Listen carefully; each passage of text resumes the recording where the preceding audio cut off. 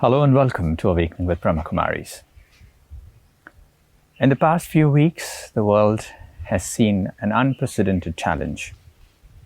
Challenge not only on personal circumstances, but something that has impacted everyone, including the global economy. Governments, people, NGOs, wherever we see, there is a challenge that we are dealing. Some of the politicians of the world have gone on to say that it is a health war. As much as we understand the challenges that we face, there is very little that we have prepared ourselves internally to face this. In these challenges, there are additional challenges of racism, of hatred. Places where real news was important, fake news has also become a part of the communication. During all of these things, where do you stand? Where do I stand? Where do we as people stand? Today, we have Brahma Kumari Sister Jayanti with us. She is the European Director of the Brahma Kumaris, and she has dedicated her life to the spiritual upbringing of people. Really welcome to the show. Thank you. As we understand, in the past 2 weeks, a lot has changed. And many people today question themselves on where they stand. Often there is a lot of confusion. In certain cases, there is fear. And in worst case scenarios, there is panic. So how do you see this transformation that has come in, and how should people respond to it in general? One of the things that I see happening is that there's a lot of fear and a lot of misinformation that's being put out. And so I think that maybe the first step would be to restrict myself to checking what I'm hearing and seeing in terms of news or information to reliable sources. In this case, it's a health issue, and so WHO is the reliable source of information. Your own country's government will also give you reliable information that you can trust. And of course, then there's all sorts of gossip stuff that goes around.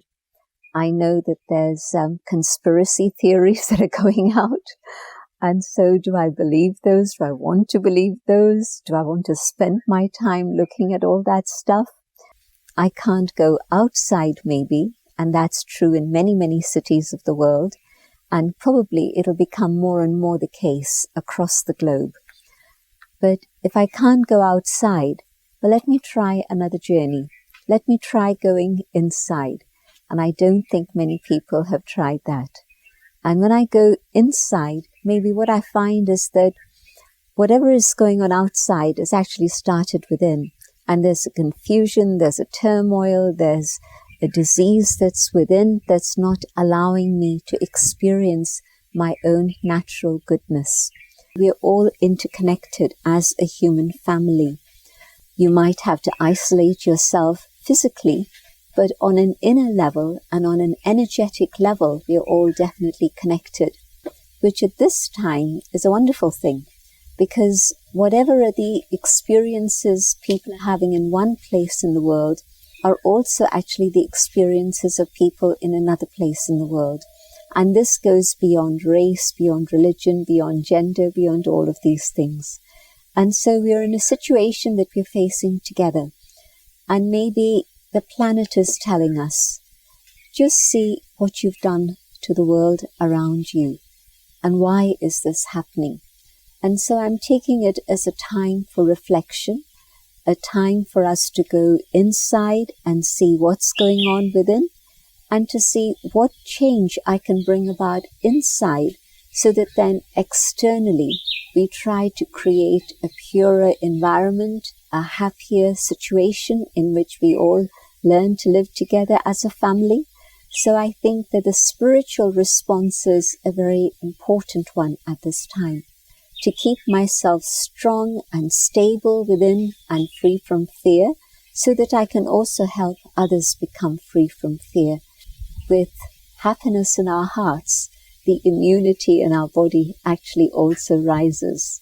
So it's very important to keep hope in our hearts, keep our hearts very light and happy, And yes, the illness has come, the illness will go, nothing stays the same forever.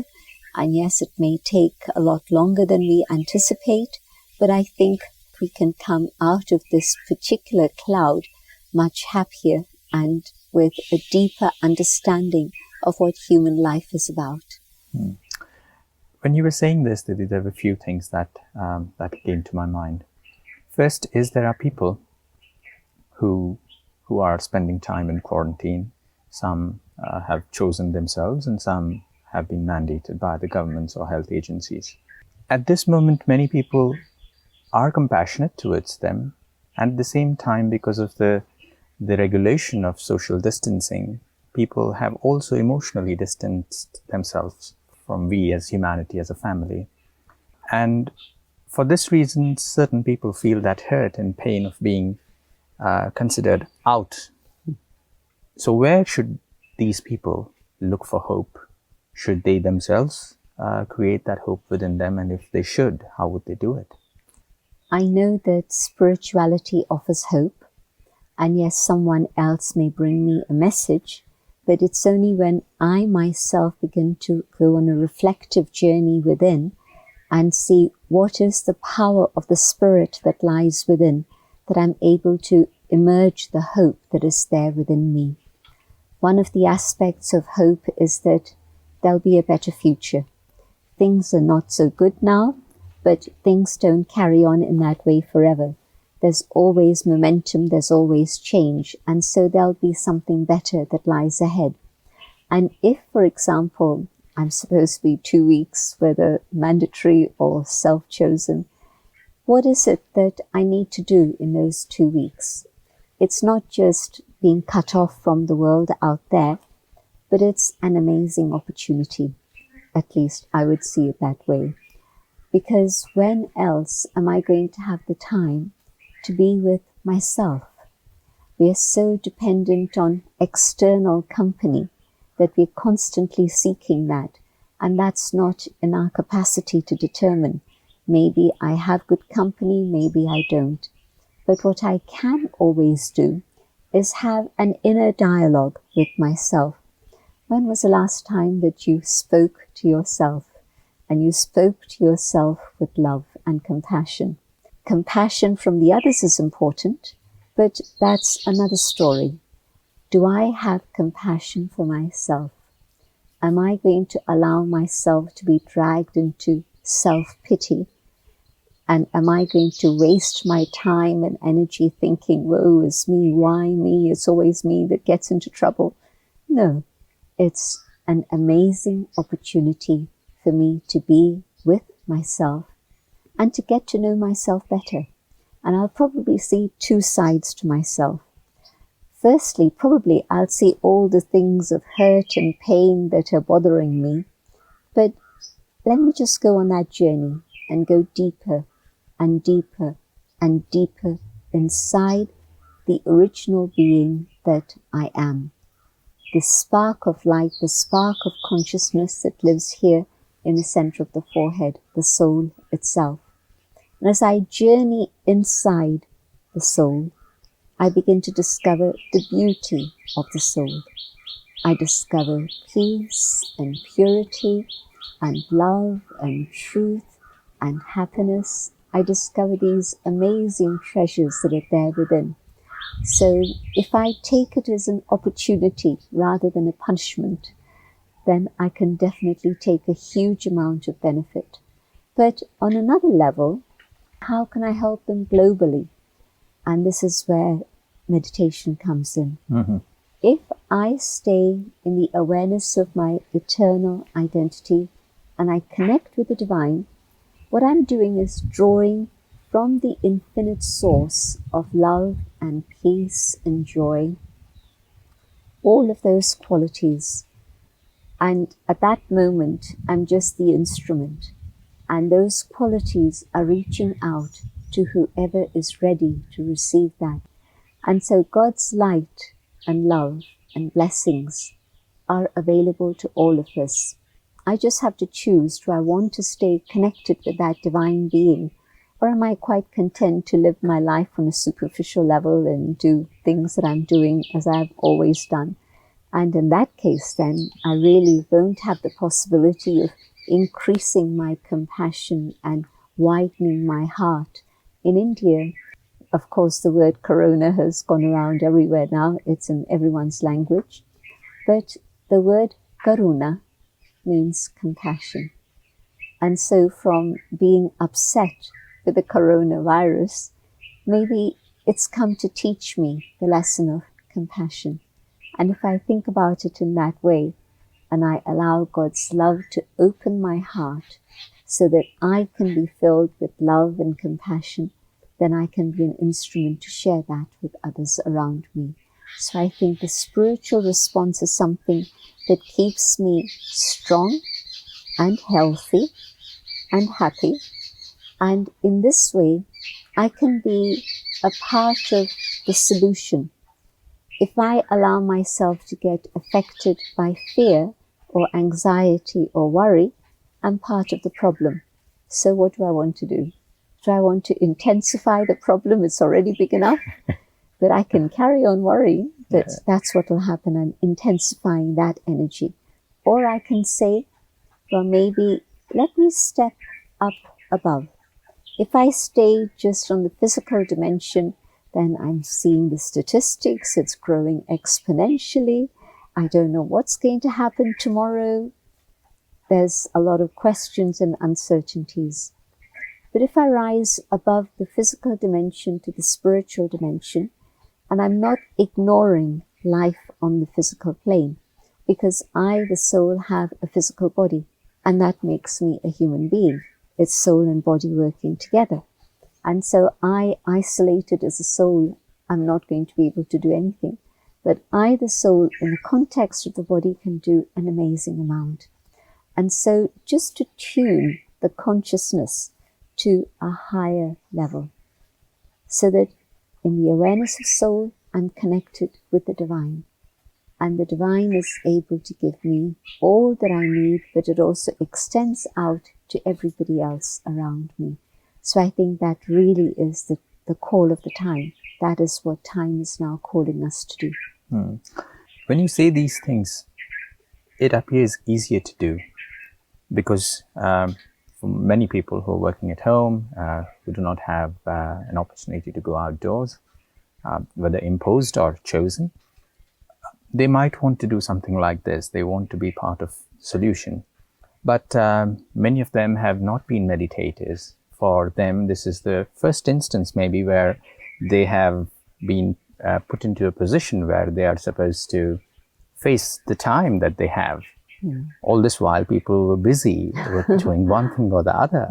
And for a non-meditator, for a person who doesn't have a spiritual understanding, it might be a scary picture to look at, to not know where to begin and where should it lead me to. If you think about it, where does everything begin? Whatever has been amazing that's happened in the world, or just even good, or not so good, or even actually very bad. Everything that's happened in the world has happened through the power of the mind. First, the thought comes, the thought grows, and it becomes bigger, and I start talking about it. I convince a few people, it reaches many people, and you have a whole movement, whether it's good or whether it's bad. So everything begins in the mind. And what's happening now is that people are affected hugely by fear, and it's actually not called for. Yes, the virus is very, very infectious. That's a reality. It's very contagious. And so I think that the fear element has taken over, and there's a panic that people have been struck by. Can I turn it around for myself? And if I can turn it around for myself, I can do the same for my family, for my colleagues, for my social circle. And so, in fact, I can help many, many people around me if I'm able to help myself. And to help myself, I need to start looking at the quality of my thinking. And it's not easy, because you catch one thought which is a critical thought, because it feels as if for the present time in the world, rather than appreciation and gratitude, there's more criticism. It happens on a human level, it happens on a professional level. So that's the way things go at the moment. But if for myself, I say, can I find what is good in this situation? Can I find what is good in this individual? And keep that in my awareness rather than the blame game in which there's always complaints and moans and groans. And it's a changeable world. Nothing's going to be perfect. And even if it is, it's there for a moment and it changes again. And so let me keep the quality of my thoughts in a very pure and positive and elevated level. See the goodness. And if I can keep that in my awareness, then yes, I can bring about a change in my own feelings. My thoughts lead to feelings. And so I can become the master of the self and learn to change the quality of my feelings. And so that's totally up to me. It doesn't depend on the circumstance or on the people. It depends just on me and me alone. And yes, of course, I need a little bit more information. A little bit of help from people. That's right. Yeah. So this isn't an advertisement to learn Raj Yoga, but it's an invitation.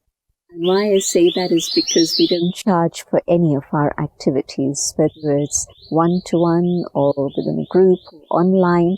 Our courses, our introductions, our lectures, A to Z, everything is free. And so just for people to understand, where are my thoughts coming from? Have I ever asked myself this question? Where are my thoughts coming from? 3 people. And 3 people look at the same situation, and the 3 people will report back to you very different versions of the same story. And so who do you believe? They're all right. They're all speaking the truth. But each one has looked at it from a different perspective. And so it's not that they're spinning stories or telling tales. They're right. But I need to be detached enough to know that they're coming from their own subjective experience. And people say, what about being objective? Well, actually, nothing is objective. You know that now. Science has proved that. The very fact that I try and experiment with something and I think I'm detached, but because of being an observer of what's going on, I am involved in what's going on. And so I can never be just totally detached and be an observer. Usually we're always subjective. And so when I look at myself, can I at that moment say, can I elevate the quality of my thinking so that my thoughts can now give benefit to the world? But also, can my thoughts give benefit to the people I'm closest to? At times, it's easier to give benefit to the world and forget about the people who need help right in front of me. And so important that I focus on that and I help those around me. Let me help myself first by, yes, following all the rules and regulations that have been prescribed, the washing of hands, the sanitization, all the things that we've been told by the medical people are all correct. So nothing can replace that. So that has its own compartment. Let me comply with that. The government rules and regulations, yes, in order to be a good citizen, in order to benefit from whatever the government is doing for me, and they're doing a lot, let me again do what I need to do by complying. But then the third thing is totally me and me alone. My spiritual consciousness, my awareness, and how I interact with every individual that I meet. One thing that I wanted to ask Didi was about grief. There are people who are grieving, and there is a sense of loss that they are feeling at the moment. So how do we cope up with that sense of loss? Okay, it is a time in which we're facing a huge amount of loss. It may be the loss of a loved one. Let me send them good wishes to help them on their journey. People may or may not believe, but I believe definitely that within this physical body, this chariot, the driver of this chariot, the inner being, the soul, is immortal, eternal. And I think 75% of the world's population would probably agree, because they have some sort of faith or another. And so if I'm aware of that, then I know that that person, that personality hasn't disappeared forever.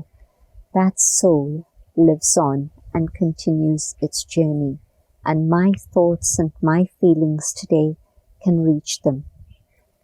It's normal to grieve, but if I allow it to continue in a state in which I'm disempowering myself and I'm not doing what I need to do for other members of my family, I need to be strong. I need myself to be able to move on and do what I need to do in life. And so at that moment, I'm not forgetting the ones I have loved, but what I'm doing is remembering them in God's presence so that God's light and love reaches them. In traditions, in different ways, we honor the departed ones with some symbol of light, whether it's a candle in their name, whether it's a diya that we put on, some way or another. It's a symbol of the light of the soul. And so let me add light by pouring in oil. So let that light continue to burn and that flame stay alive through my remembrance in God's remembrance. If I just remember them as my mother, father, etc., then that possessiveness and grief is one of great pain. But if I can see them as beautiful beings who played that role of mother and father, but now they've ended that story, but the soul continues. And so let me send them thoughts of God's love and peace. And so that's a very important thing that I can do. In terms of financial loss, every government is dealing with it in the best way that it can, according to the resources that it has. But from my perspective, I know that if I'm honest and I'm ready to work with integrity and honesty, there'll always be a door that opens that can give me enough to be able to manage myself and the needs of my family. And so I have to check, am I totally honest inside? And if I am, drama, life, nature will support me and keep me moving in the right direction. It might not be a life of luxury, but that's okay, because I've seen that when illness comes, it's not luxury that you want. It's a breath of oxygen that you need. Yeah. Luxury has nothing to do with the situation at that moment. And so, can I use these challenging circumstances now to see, can I manage without? I'm not talking about being a recluse that leaves the family and goes off into the jungle, but I'm talking about living at home, but simplifying my needs. And actually the reality is that when it comes down to the crunch, there's not a lot that we need. We want a lot, which is very different. But maybe this crisis has come to teach us that it's important to simplify, because we've forgotten that we've been taking and taking from the resources of the world, and we haven't given anything back in return. And so am I ready to at least give respect and give love to nature around me? Am I ready to support nature by not taking more than what is essential out of nature? And so these are the questions that I need to ask myself, and then I'll be able to deal with the scarcity that's around me. That in my inner state, I'll feel that abundance of love and peace reach me. Thank you very much, Devi. That was very thoughtful. And I believe the time that we have today and for the next few weeks that many people are feeling that they have surplus of time and they don't know what to do with it. These are questions that they can think about, and they will find answers, because these answers will what matter for us. On the ending note, if there is something that you would want to tell our viewers and people out there on what should be few things that they should be doing for the next coming few weeks or months' time, what would that be? I would suggest that you plan your time properly, especially if you're in isolation. Use your time well. Don't start the day thinking, oh my goodness, what am I going to do all day? But no, make a timetable. And I would suggest that you rise early in the morning. There are no parties that you have to go to, no late nights. So start your morning very early. The morning hours are very, very special, in which the soul can truly feel the presence of God and the connection with God. So start the day with that. Then a little bit of time for spiritual study. Study some material, whether it's online or on paper. And I'm sure that if you keep yourself occupied with very good books on meditation and spiritual thinking, definitely you can keep that. And so morning time silence, next step, time for some spiritual study. And then through the day, again, give yourself half an hour. Do things that you need to do for yourself or for whatever the rest of the time, but every 2 hours, just take every half hour within that 2 hour span for silence, for meditation. And the rest of the time you can study, you can write. When was the last time you were able to write something? We don't even usually pick up a pen and pencil anymore.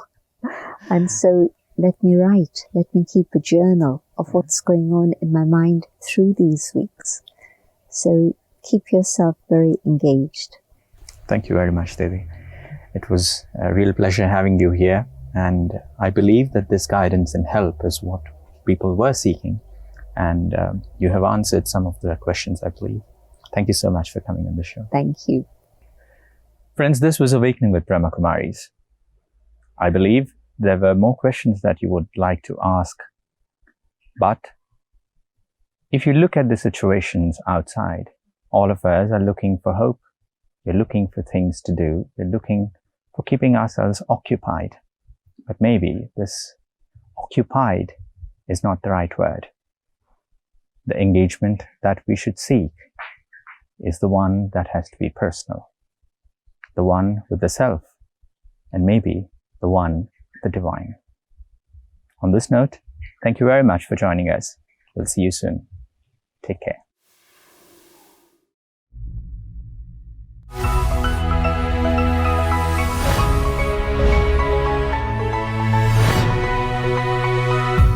Awakening to a new way of living.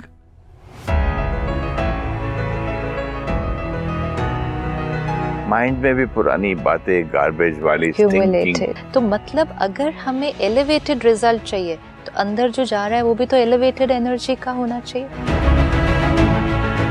जो व्यक्ति दूसरों को दुख देकर प्रसन्न होता है, उसमें दुख सहने की शक्ति नष्ट हो जाती है।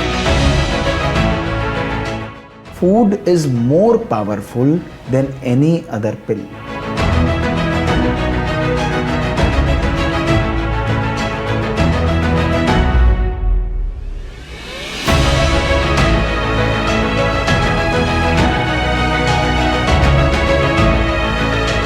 मन के कई ऐसे राज जिन्हें हम छिपाए रखते हैं, दबाए रखते हैं या उनके बारे में सोचना ही नहीं चाहते।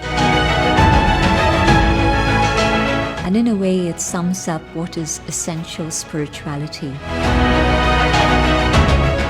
Meditation to me is the method to connect to yourself. It removes all the pain as if you have dropped a heavy bag.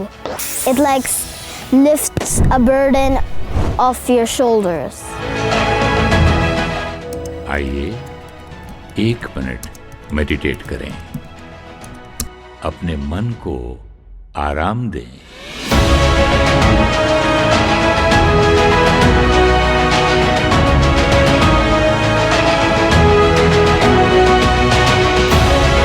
People have to change lifestyle and reduce their carbon footprint. स्वराज्य से ही भारत पुनः स्वर्णिम भारत बनेगा।